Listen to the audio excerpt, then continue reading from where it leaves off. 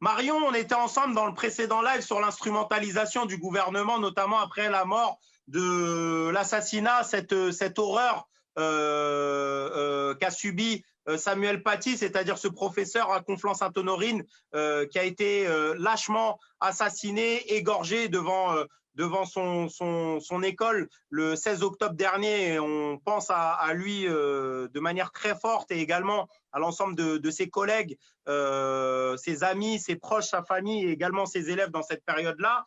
On parlait durant ce live-là de la récupération qu'essayait de faire Blanquer.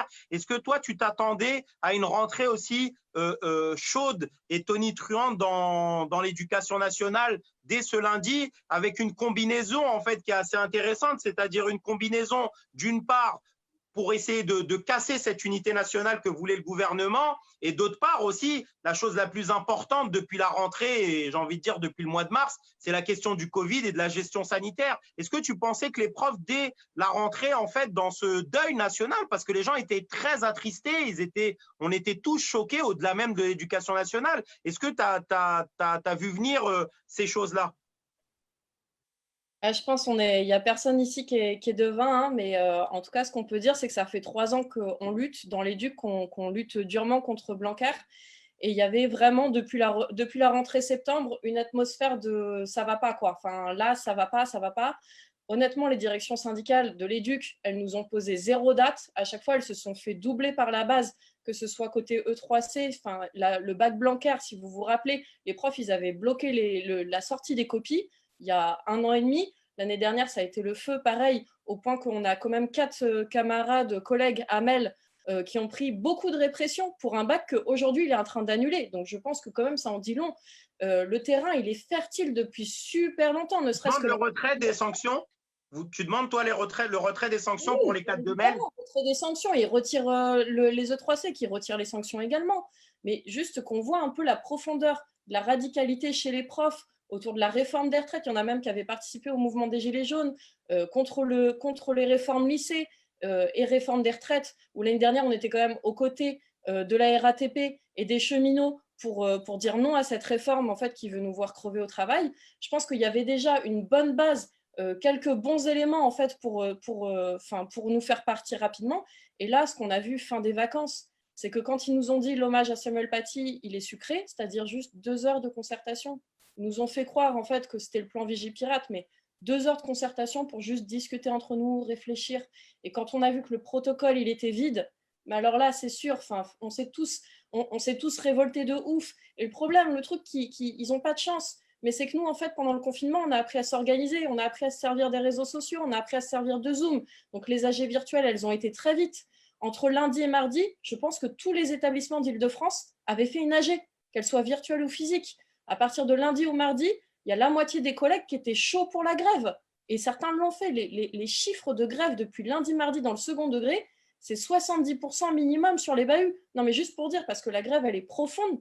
Et dans un contexte, comme le rappelait Gwen, dans un contexte où on nous disait, mais répression, on nous disait, vous ne pouvez pas sortir, vous n'avez plus le droit de boire des verres, vous n'avez plus le droit de prendre du plaisir, de quoi que ce soit.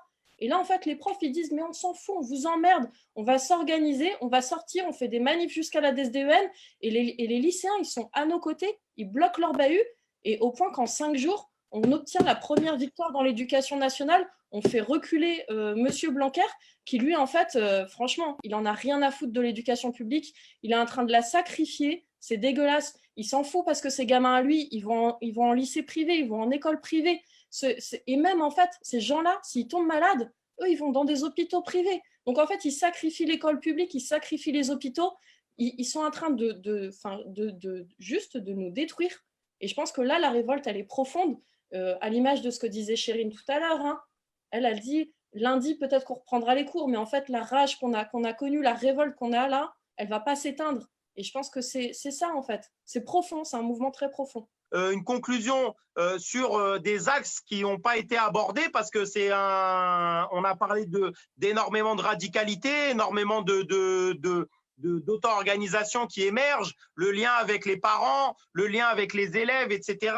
Est-ce que tu peux nous dire pour toi quelles sont les limites néanmoins de ce mouvement-là et comment il faudrait essayer de dépasser ces limites-là dans la période pour pouvoir essayer de répondre un peu notamment à l'interrogation de Béatrice ou à Madame Bellarbi qui disait que l'avenir, on doit sortir les crocs.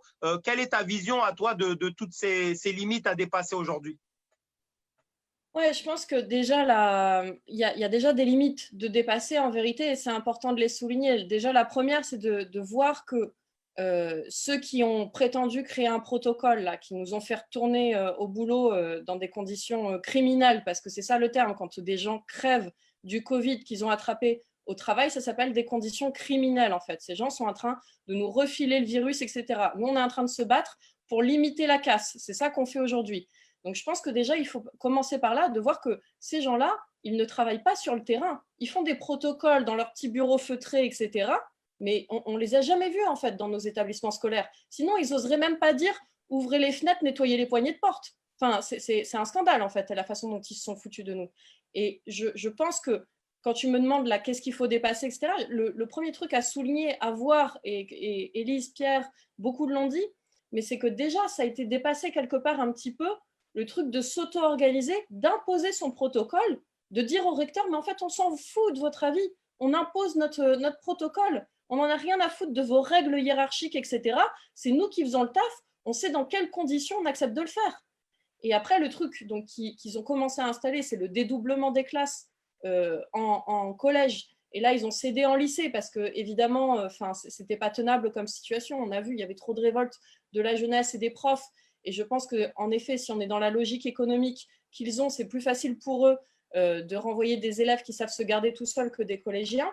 Mais de voir comment, en fait, cette auto-organisation, c'est quelque chose de très fort, en vérité. De dire à Blanquer, mais en fait, ton protocole, il est nul, nous, on fait le nôtre. Et ça, ce n'est pas un établissement, c'est en train de se généraliser partout. Et je pense que ça en dit long sur la radicalité et la profondeur du mouvement. Et ça doit se généraliser. Et autre chose, c'est que le protocole qui est en train d'être proposé là par les collègues… Excuse-moi, notamment, il y a une particularité, c'est qu'on dit que notamment l'éducation nationale, c'est un peu le secteur, un peu on va dire le plus discipliné en vrai, un peu du service public, si je puis dire. C'est-à-dire que c'est discipliné, pourquoi? Dans le sens où il y a toutes les questions de déontologie, on sait le fait d'être en lien avec les enfants. Souvent, il y a des profs, on les entend, ils sont gênés de faire grève parce qu'ils ont peur d'emmerder aussi les parents. Enfin, il y a tout ce lien-là, en fait, très déontologie, très le fait aussi d'être là, d'appliquer des programmes avec lesquels beaucoup sont en désaccord, aimeraient pouvoir gérer leur classe et leur programme comme ils veulent, de parler de choses beaucoup plus intéressantes que les programmes proposés par l'éducation nationale. Et c'est un peu dans ce sens-là que je disais un peu discipliné. Et je ne sais pas quelle est ta vision, mais je trouve qu'aujourd'hui, il y a vraiment un truc très profond en fait de radicalité, de subversivité, je ne sais pas si ça se dit en français, mais subversif en tout cas, d'un effet très subversif auprès de la base, de commencer à prendre les techniques du mouvement ouvrier révolutionnaire, c'est-à-dire ce que tu étais en train de dire, de reprendre le contrôle de son école, c'est ce qu'on appelle le contrôle ouvrier. Je ne sais pas comment toi tu vois ça, ce truc-là très subversif de la part des profs qui avaient peur encore au moment de la mort de Christine Renon d'être filmés parce qu'il y avait un article qui disait que si on parlait, on critiquait Blanquer, on risquait des sanctions. Il y a plein de trucs dans tes questions, c'est des questions tellement à rallonge que c'est un peu compliqué d'y répondre.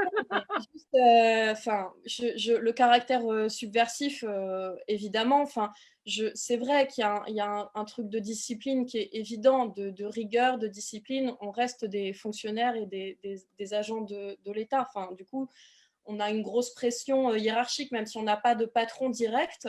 Je tiens à dire que les réformes Blanquer vont dans ce sens, c'est-à-dire à donner beaucoup plus d'autonomie au local, et notamment par des petits patrons sur chaque école, collège, lycée, pour qu'en fait, on ait des pressions hiérarchiques beaucoup plus directes. Et on voit là, en fait, que la situation leur échappe profondément. Quand sur le collège de Pierre qu'on a vu tout à l'heure, ou même d'autres, le recteur passe un coup de fil en disant « arrêtez votre protocole », c'est dégueulasse, hein, on est d'accord. C'est-à-dire qu'on leur demande d'arrêter un protocole qui fonctionne, en fait. On leur demande de remettre les élèves dans des conditions de brassage. Donc, c'est un sacré délire.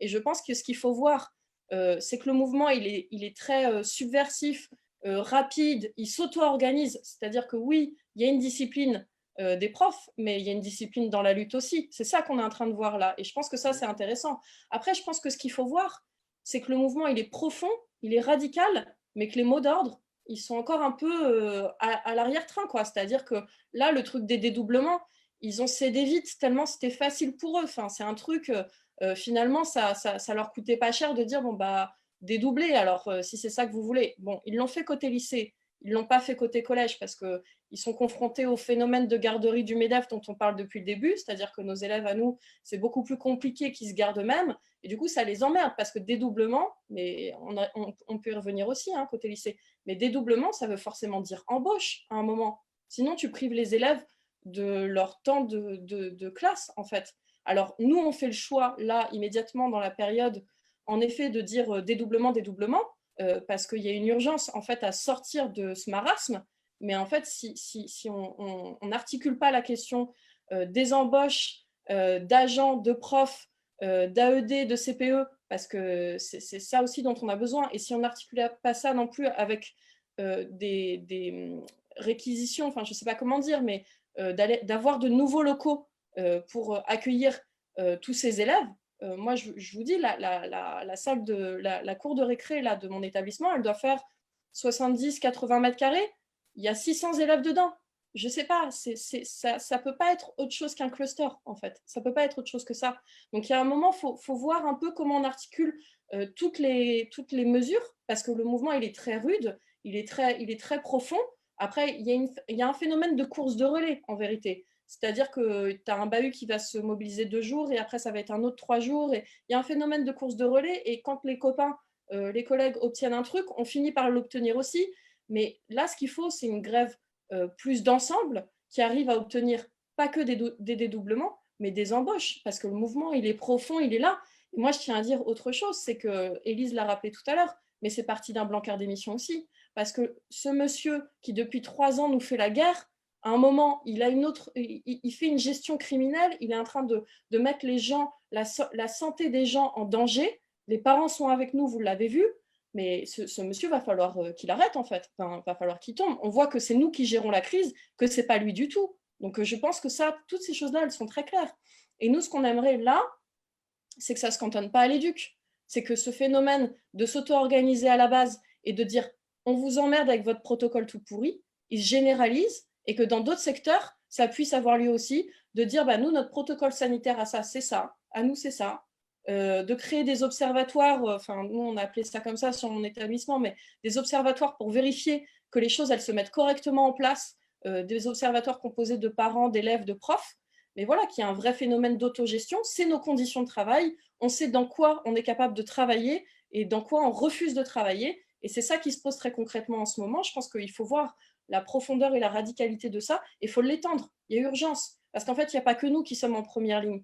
Enfin, vraiment, même est-ce qu'on est vraiment en première ligne quand on voit les hospitaliers? Enfin, il y a plein de secteurs, même le milieu des transports, tu es mieux placé que moi pour le savoir, mais tous ces secteurs qui sont en première ligne du Covid face au Covid et à qui on donne des conditions de travail mais lamentables, combinés à des phénomènes de licenciement dans tous les sens, enfin vraiment, il y a urgence à un plan de bataille d'ensemble en fait. On ne comprend pas pourquoi les organisations syndicales, elles ne l'ont pas déjà posé en fait. C'est ça un peu qui est le plus dramatique dans la période, c'est ça.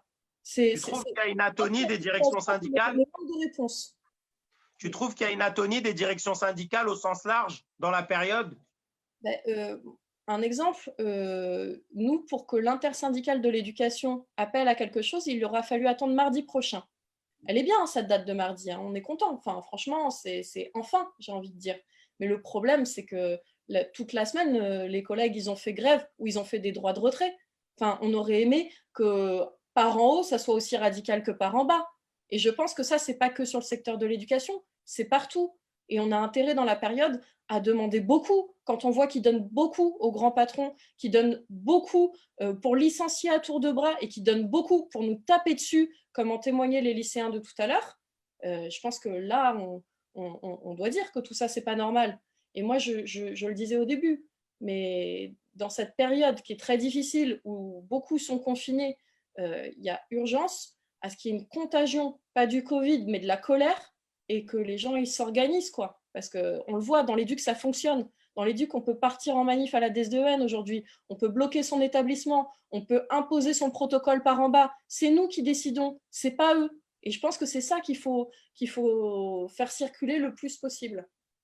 Ouais, ça moi je trouve que c'est énorme. Enfin, les démonstrations qui sont effectuées là depuis notamment ce que racontait par exemple Pierre dans son collège, que c'est déjà mis en place depuis mercredi. Enfin, ça appelle et en plus c'est du bon sens, c'est-à-dire que c'est même pas, enfin il y a pas quelque chose d'extraordinaire non plus. Mais le fait même que dans cette période-là, en fait, entre unité nationale voulue, entre crise sanitaire, gros confinement, etc., et qu'on voit qu'aujourd'hui il y a un secteur de la classe ouvrière à travers l'éducation nationale qui met ce coup de pied dans la fourmilière aujourd'hui et qui reprend le contrôle, il faut que notamment ça donne envie à certains camarades dans l'aéronautique, dans la métallurgie, dans un certain nombre de secteurs qui, eux, sont pas sur là aujourd'hui des questions de santé, de sécurité, mais qui sont sur les questions de qu'est-ce qu'on va mettre dans notre frigo demain. Et il faut que, en tout cas, dans le secteur de l'éducation nationale, il va falloir, moi j'appelle l'ensemble des profs, des enseignants et autres, à essayer de se coordonner et d'avoir des coordinations les plus fortes possibles, en fait. Il faut que ça soit la base qui décide et qui contrôle les mouvements et que ça soit une base qui soit sur des bases politiques et non pas sur des bases corporatistes. C'est pas de refaire uniquement des revendications pour ma petite classe et ma petite salle, etc. Et qu'est-ce qui manque comme matériel ou qu'est-ce qui manque comme moyen. C'est aussi de voir comment un secteur de la classe, il est capable aussi d'influencer. Je pense que c'est un peu ce que dit aussi Marion, c'est ce dont on va avoir besoin dans les prochaines périodes. Parce que qu'est-ce qu'on fait s'il y a une troisième vague et une quatrième vague? On va faire quoi? On va faire des demi-groupes jusqu'à la Saint-Glinglin. Et qu'est-ce qui va se passer en fait s'il y a le Covid-19 encore pendant 1 an ou 1 an et demi? Qu'est-ce qu'on va faire? On va compter 3 millions de personnes sous le seuil de pauvreté. On va voir autour de nous les commerces vont jamais réouvrir. On va voir autour de nous des gens qui seront au chômage, etc. Et des attaques qui vont venir. Parce que croyez pas que l'argent il coule à flot. À un moment donné, ils vont nous le faire payer. Et on sait comment ça se passe. Et ça va être de le faire payer à travers les acquis sociaux, la sécurité sociale, l'assurance chômage. Ils vont nous dire maintenant, on a payé.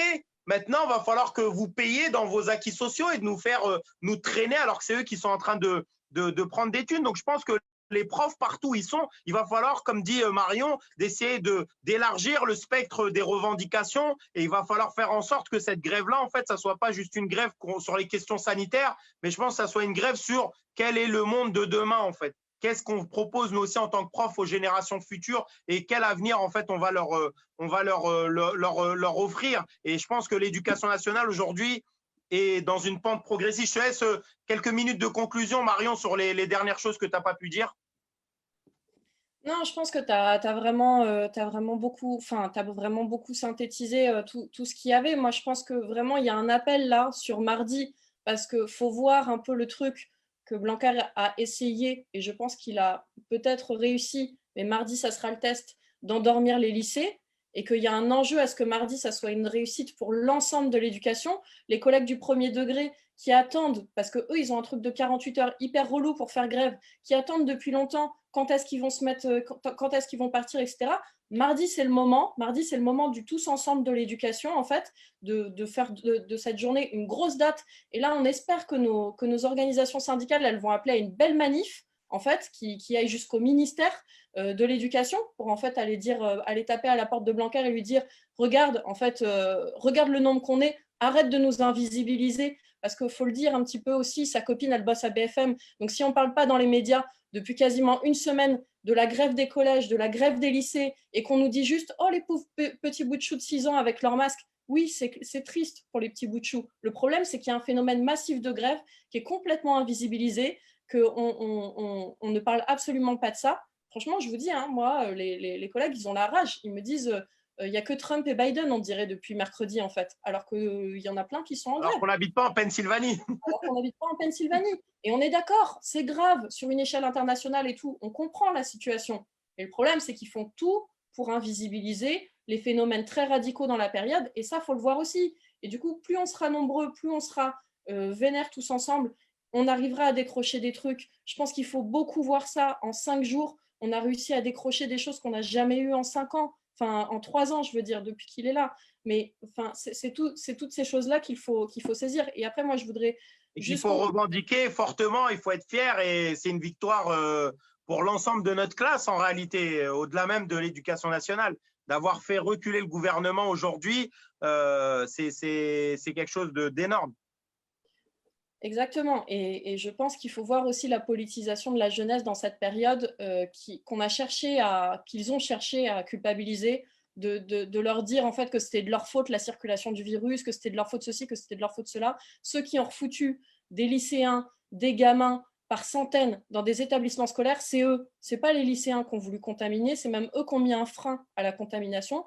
Il faut voir que cette jeunesse, elle est en train de devenir très politique autour de la question de l'écologie, de l'antiracisme, du féminisme, parce qu'on a voulu lui dire stop au crop top, ou alors stop au bandeau, au bandana et au voile. Donc ça, c'est une honte. Mais derrière, en fait, ils vont le payer cher, parce qu'en fait, cette jeunesse, elle est en train de se radicaliser profondément, et à nos côtés, on sera là pour l'accompagner et la protéger face à la répression. Et je pense qu'il faut voir que dans cette période, en fait, on a tous intérêt à s'organiser, à militer, et à faire de la politique tous ensemble. Parce qu'en fait, sinon, il nous reste quoi? Le métro, boulot, dodo de merde, en fait. Métro, boulot et ferme ta gueule. C'est ça le projet de société qu'ils sont en train de nous vendre en ce moment. Et ils profitent d'une situation qui, certes, est dramatique, mais qui l'est encore plus de notre côté que du leur. Parce qu'eux, ils ne vivent pas dans des 15 mètres carrés à devoir trimer, à se lever à 5-6 heures du mat pour aller travailler dans des conditions sanitaires affreuses. Donc c'est à nous, en fait, de nous révolter, de nous réveiller et de nous organiser. Et je pense et de visibiliser ce que l'on fait aussi. Et c'est pour ça qu'on vous appelle vraiment à nous envoyer tout ce que vous pouvez sur Révolution Permanente, parce que on voit que c'est pas visible. C'est pas visible les licenciements, c'est pas visible la grève de Grand Puy, c'est pas visible tout ce qui est en train de se passer, tous les phénomènes de révolte qui viennent un peu heurter leur quotidien, le quotidien morne qu'ils essayent de nous imposer. Le quotidien, même moi, je pense qu'il y a une guerre psychologique qu'ils cherchent à mener dans la période. Il faut le dénoncer, en fait, parce qu'ils cherchent tous à nous faire déprimer et être sous l'exomile. Mais ça ne marchera pas. En fait, on a trop la rage. Et là, on a commencé à beaucoup se battre. Et voilà, après, moi, je voulais dire une chose, Anas, parce que ça me semble important, parce qu'on a été là avec les camarades qui sont intervenus et d'autres et tout, on a été voilà, en grève ou à reprendre dans des conditions affreuses et tout, toute la semaine. Mais je pense qu'il faut dire aussi, moi je tiens à le faire, bon après tant pis, mais merci aux camarades de Révolution Permanente qui ont été sur tous les établissements pour couvrir les grèves, qui ont été vraiment toute la semaine du bon côté de la barricade et qui ont su refléter cette lutte. Il y en a beaucoup, c'est pour ça qu'on avait des lycéens ce soir qui sont intervenus à leur façon. On a rencontré beaucoup de profs grâce à RP. On remercie les gens qui nous envoient des articles et qui nous envoient des vidéos, qui nous envoient des photos. Continuez à le faire, c'est hyper important qu'on visibilise tout ça. Merci à ceux qui ont permis d'organiser ce live aussi, c'était important, et je pense notamment à Julie et Manuela qui ont fait les visuels, les vidéos, et à Arnaud. Je suis désolée Anas, mais ça me semble important de montrer que derrière RP, c'est pas qu'un média, c'est aussi un outil au service de notre classe et c'est un organisateur collectif, et on vous invite vraiment à militer à nos côtés, surtout dans cette prochaine période qui s'annonce très rude. Et qui marche totalement bénévolement. Il n'y a pas de salaire, il n'y a rien. On pourrait. Souvent, certains nous disent ouais, mais pourquoi vous faites pas un abonnement, etc. Machin, parce que nous, chers amis, on veut faire en sorte d'informer gratuitement et bénévolement, et c'est exclusivement sur des militants. Révolution Permanente, c'est une des tendances aussi du nouveau parti anticapitaliste. Pour celles et ceux qui ne connaissent pas le NPA, vous connaissez sûrement certaines des figures les plus connues comme Olivier Besancenot ou Philippe Poutou. Révolution Permanente, ce n'est pas juste un média. Le média, pour nous, c'est l'utilité de montrer aussi notre classe, de montrer ce qui est en train de se passer, de donner la parole à celles et ceux qui sont sur le terrain, qui se mobilisent, de faire parler des lycéens en fait qui se sont fait matraquer, de faire parler des parents, etc. Vous voyez à quel point c'est vrai, et c'est ça l'utilité d'un média. Mais pour nous, on considère que ce média-là, en fait, il n'existe que parce qu'il y a une organisation politique derrière, que parce qu'il y a des militants en fait qui sont engagés, qui prennent du temps en dehors de leurs heures de travail, de leur vie, de leur hobby, s'ils font du sport ou autre, ou s'ils ont des enfants, bah, de militer, d'essayer de faire en sorte que tout ce qui se passe là, vous puissiez être au courant et vous puissiez aussi faire partie parfois de certaines assemblées générales, de coordination ou autre. C'est aussi le fruit de militants organisés. Et moi, je le dis, ma conclusion à moi très rapide, j'ai été très impacté par ce live-là, par déjà d'une part le côté très subversif des lycéens, que ça soit Chérine ou que ça soit les 4 camarades qui ont été réprimés, Ryan, Shakir et les 2 Sami, mais par aussi cette logique politique importante. Et il faut écouter la jeunesse. C'est-à-dire, c'est pas des députés. Ils n'ont pas fait 15 ans de politique ou ils n'ont pas lu l'ensemble des livres de Marx ou de Lénine, mais il faut écouter ce qu'ils racontent et il faut voir en fait que cette jeunesse-là, elle est ultra politique par rapport à des générations précédentes en fait, et notamment qui combinent on va dire ce qu'on a connu aujourd'hui, c'est-à-dire la lutte de classe au moment de la réforme des retraites, le mouvement antiraciste et contre les violences policières. Et aujourd'hui, on voit comment cette fusion, cette combinaison, aujourd'hui, elle fait qu'on a une jeunesse qui était peut-être un peu, qu'on disait, oui, les jeunes maintenant, ils s'en foutent, il y a Instagram, il y a Snap, il y a machin, leur seule préoccupation, c'est l'amusement, etc. Il y a toujours eu un peu des mots comme ça sur la jeunesse de manière générale, mais aujourd'hui, je pense que dans Révolution permanente, on a vu à quel point la génération qui est en train d'émerger aujourd'hui, c'est une génération ultra politique, ultra combative et déterminée. Et je pense, chers camarades, ce live-là, moi, il me fait dire qu'il va falloir beaucoup plus que des demi-groupes, il va falloir beaucoup plus que des moyens, il va falloir beaucoup plus que des profs en plus. Il faut leur arracher tout, chers amis, parce qu'il manque des moyens dans l'hôpital, il manque du personnel dans l'hôpital, il manque des moyens pour le service public, des transports ferroviaires, urbains, interurbains, il manque des moyens partout, jusqu'aux prolétaires de PSA qui est en intérim, à qui parfois on gèle le contrat et qui se retrouvent sans salaire, aux gars dans l'aéronautique qui demain est en train d'apprendre qu'il va perdre son emploi. Il faut leur arracher tout, chers amis, chers camarades. Tout à l'heure, je vous parlais de Pierre Mestre, ce patron d'Orchestra. Il va falloir en finir avec cette société définitivement, en fait, parce que je le dis et je le répète, on ne sait même pas quand est-ce qu'on va finir on va sortir du Covid et on ne sait même pas quel va être l'avenir. En tout cas, l'avenir sous le capitalisme, on voit, ça a toujours été la merde. C'est soit des crises climatiques, soit des guerres, soit des crises économiques, du chômage de masse, soit au final, on se retrouve maintenant avec des épidémies. C'est ça la réalité du capitalisme et c'est contre tout ça qu'il va falloir se battre. Les Gilets jaunes nous ont montré un bout de cette lutte à mener. La lutte contre la réforme des retraites a été un bout aussi de cette lutte. Lorsqu'on dit que c'est pas normal de vivre après 65 ans, en vérité, on devrait aller au-delà de ça. On devrait se dire, c'est pas normal en fait de vivre tout court sous le capitalisme. C'est pas normal en fait d'envoyer des gamins de 6 ans avec des masques. C'est pas normal d'avoir des salles bondées. C'est pas normal de ne pas avoir de lit dans les hôpitaux. C'est contre tout ça, chers camarades. Et moi, je le dis et je le répète, que ça soit Madame Bellarbi, comment elle appelait, du fond du cœur, à ce que les parents se mobilisent aux côtés de l'éducation nationale. Les parents, vous êtes aussi des membres à part entière de la classe ouvrière partout. Vous n'êtes pas dans des grosses entreprises ou autres, mais il va falloir que ça bouge partout. Il va falloir que ça bouge partout parce que des clusters, des problèmes dans toutes les entreprises, il y en a, des difficultés financières et des problèmes de chômage et autres, il y en a dans toutes les entreprises et il va falloir pour tout ça, parce que ça ne va pas se faire de manière incantatoire, ça ne va pas se faire par la magie ou quoi que ce soit, ça va se faire par l'organisation, chers amis. Et nous, on considère jusqu'au bout, sur Révolution permanente, qu'il va falloir se doter d'un parti révolutionnaire. Il faut un parti capable, lorsque les masses vont sortir, de donner une stratégie, un programme pour pouvoir en terminer avec la bourgeoisie, pour leur arracher le pouvoir des mains, chers amis, non pas uniquement le RIC, non pas uniquement un retrait de réforme ou quelques miettes en plus sur le SMIC, mais il va falloir faire en sorte que ça soit l'ensemble des exploités et des opprimés de notre classe qui puissent demain prendre le pouvoir et décider pour en finir avec les oppressions patriarcales, les oppressions raciales, les violences policières et tout ce qui s'ensuit, et notamment leur crise économique, leur guerre et leur crise climatique. Il va falloir leur envoyer tout ça dans la figure. Chers amis, j'étais heureux d'être avec vous. C'était un live très long, mais il y avait aussi énormément de qualité, énormément d'intervenants. Ça se passe uniquement sur Révolution permanente. Cliquez, likez, partagez ce live.